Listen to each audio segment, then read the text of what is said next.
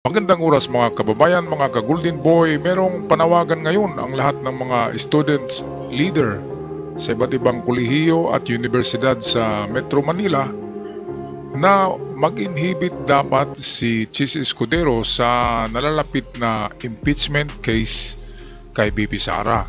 Mag-inhibit, ibig sabihin hindi makialam, lumayo at huwag sumali sa impeachment kasi siya ay napaka one-sided na senador. Hindi lang senador ha, siya yung presiding officer or president of the Senate.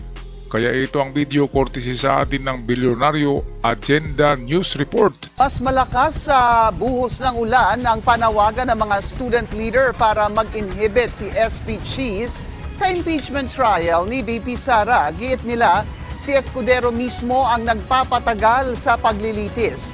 Depensa naman ng Senate leader, unfair ito. Ang detalye sa agenda report ni Hannah T.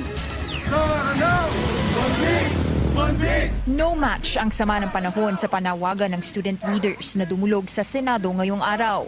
Para sa SPARK o Samahan ng Progresibong Kabataan, dapat nang mag-inhibit si Senate President Chis Escudero. Ito mga kababayan na hindi na ito yung mga aktivista na kung saan-saan galing. Ito'y galing mismo sa mga universidad at kolehiyo ng diyan sa Metro Manila na nagrally mismo para marinig ni Chis Escudero na ayaw na ng mga estudyante sa kanya.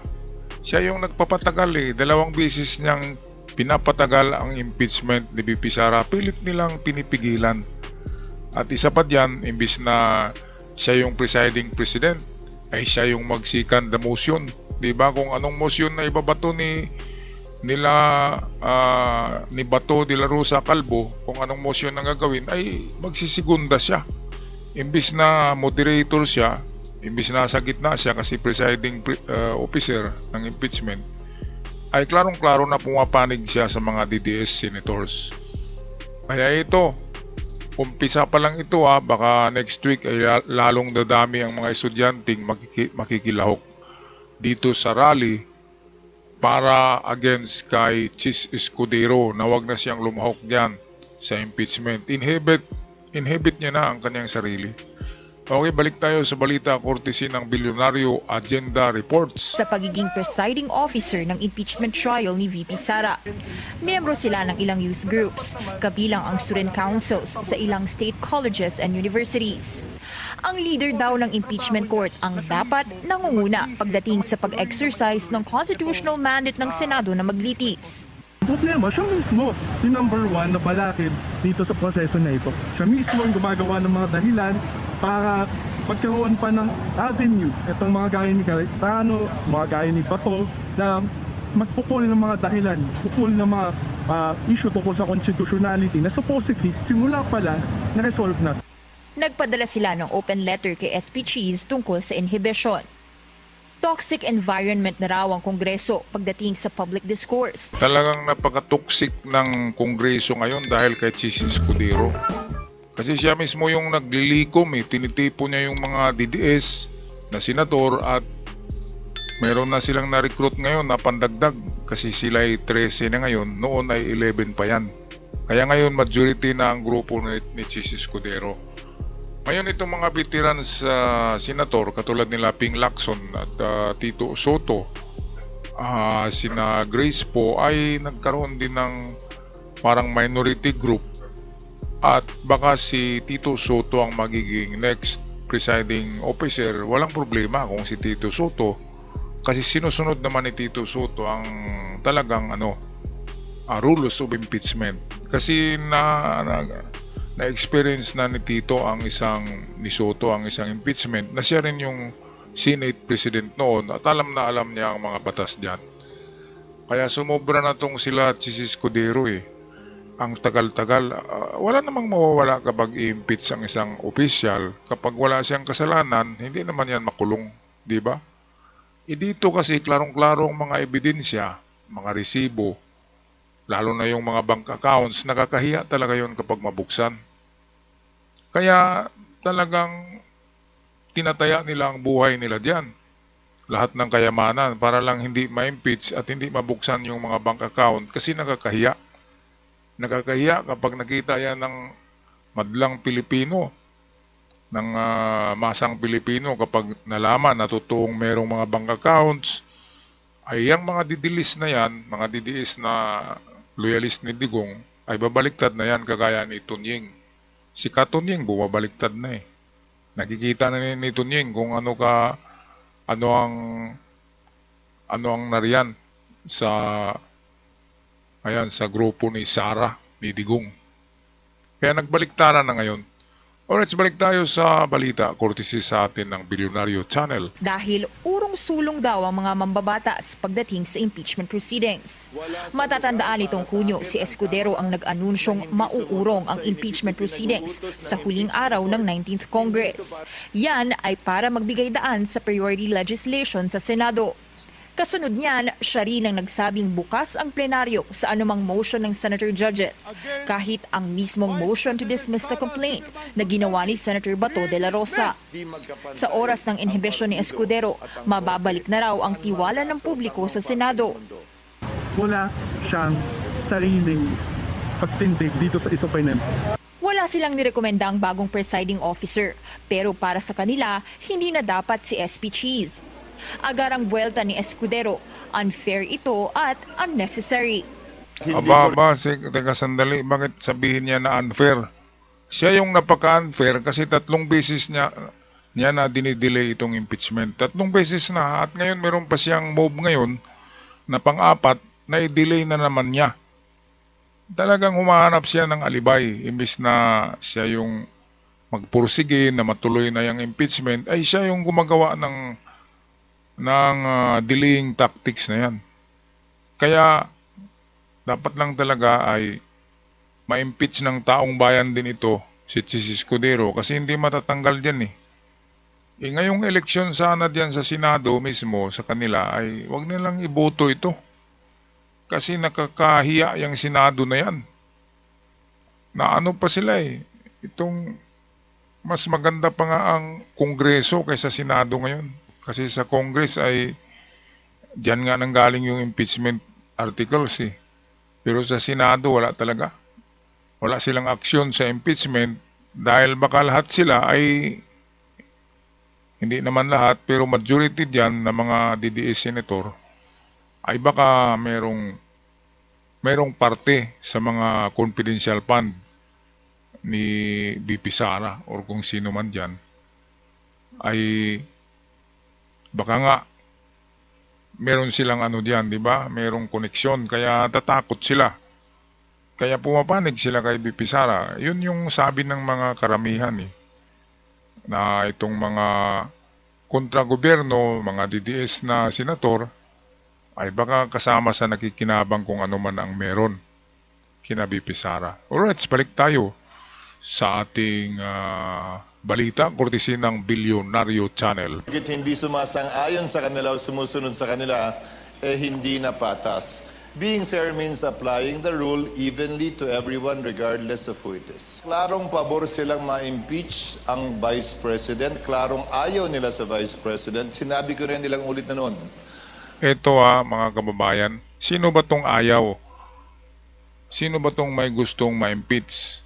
Ang ayaw ma-impeach, ito si Escudero.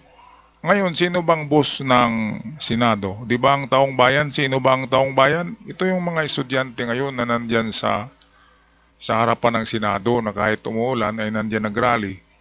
Ang kabataan ang boses ng bayan. Sabi ni Jose Rizal yan eh, na ang kabataan ang pag-asa, ang boses ng bayan. Kaya itong mga sinasabi ng estudyante ay ito na yung mandato. Dapat ito na yung sundin ni Escudero kasi nagsasalita ng mga estudyante. Ang mga estudyante ay yan na yung boses ng mga bagong henerasyon. Kaya sino ba ang dapat susundin? Sabi ni Escudero na unfair. Bakit ko sila susundin? Sino bang susundin niya? Si Digong? Itong mga estudyante, ito na yung boses ng karamihan. Ito yung boses ng mga bagong henerasyon na nakikialam na ngayon sa politika. Kaya sasabi ni Chis Escudero, sino ba sila na susundin ko? Eh sila nga yung boss yung taong bayan eh. Yung nagsisigaw diyan sa gate ng Senado, sila yung bossing. Hindi ang boss kasi ni Chis Escudero sa palagay ko si Digong sa si Sara eh. Ito yung mga senador na hindi nagtatrabaho para sa Pilipinas. Ito yung mga senador na hindi nagtatrabaho para sa mga Pilipino. Sila yung mga senador na nagtatrabaho lamang para kina Digong, para kay BP Sara. Yan ang katotohanan yan.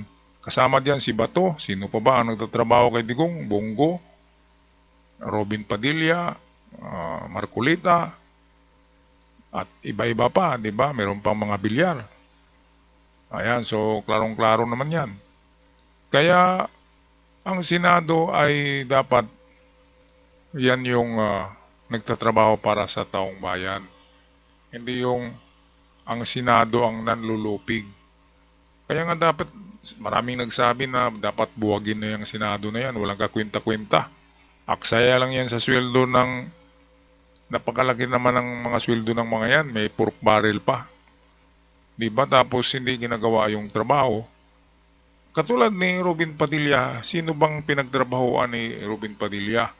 Ang nagsweldo sa kanya ay Pilipinas, pero nagtatrabaho siya kay Digong. Diba? Ganon din si Sara, ang laki ng sweldo, ang nagpasweldo sa kanya, taong bayan, pero nagtrabaho siya sa tatay niya. Ganon din si Bongo, ganon din si Bato de la Rosa. Lahat sila nagtatrabaho sa isang tao, pero ang nagpasweldo sa kanila ay Pilipinas. Hindi naman si Digong ang nagpasweldo. Diba? Yan yung unfair. Okay, balik tayo sa balita, courtesy ng Bilyonaryo Channel. Sino mang pabor o kontra sa impeachment, sino mang pabor o kontra sa nasasakdal, hindi namin papakinggan. Pagtitiyak ni Escudero, tuloy na tuloy pa rin ang impeachment proceedings na naaayon sa batas. Imumungkahi na rin ni Escudero sa mga kapwa mambabatas na sa August 4 na muling mag-convene ang impeachment court. Isang linggo yan matapos ang SONA ni PBBM. Ito mga kababayan, itong August 4 na ito, ay mayroong gagawing movement diyan itong grupo ni Escudero at mga DDS. Ang backup diyan ay DDS. Ito yung sabi ni Trillanes na sa August 4 ay mayroong mangyayaring kontra gobyerno na kilos. Kaya abangan natin yan kung ano ang mangyayari sa August 4. Yun yung pag-convene ng ng Senado. Kaya meron ding kasabay niyan na kilos daw, sabi ni Trillanes, na hindi maganda. Okay, so meron tayong balikan dito. Sabi ni Escudero, hindi namin pakinggan yung gusto sa impeachment. Sana ba yun? Dito nga. Dan sinabi ko rin nilang ulit na noon. Sino mang pabor Ito na. Ito ang sino mang pabor Ang sino mang pabor sa impeachment, hindi daw nila pakinggan. Ano bang klaseng Senado yan? Ang pabor daw sa impeachment ay hindi nila pakinggan. Yung mga estudyante pala sa labas, hindi nila pakinggan dahil pabor sa impeachment. At tayo rin na mga kontra Digong ay hindi nila pakinggan. Kaya klarong-klaro na mismo. Klarong-klaro na talaga, sa bibig ng galing eh. Sa bibig nahuhuli ang isda, kaya katulad din pala ito ni Digong, nahuhuli sa bibig. Ito, balikan natin na, klarong-klaro to. Kaya ito ang ebidensya na talagang hindi niya pakinggan ang mga anti-Duterte, anti-Sara na mga sentimento. kung ayaw nila sa Vice President, sinabi ko rin nilang ulit na noon. Sino mang pabor o kontra sa impeachment, sino mang pabor o kontra sa nasasakdal, hindi namin papakinggan. Pagtitiyak ni Escudero, tuloy na tuloy pa rin ang impeachment proceedings na naaayon sa batas. Ay nako, batas. Batas niya. Hindi batas ng konstitusyon natin. Ang batas ng konstitusyon ay binabaluktot nila Chis Escudero, ni Cayetano at sino pang mga attorney diyan na mga DDS.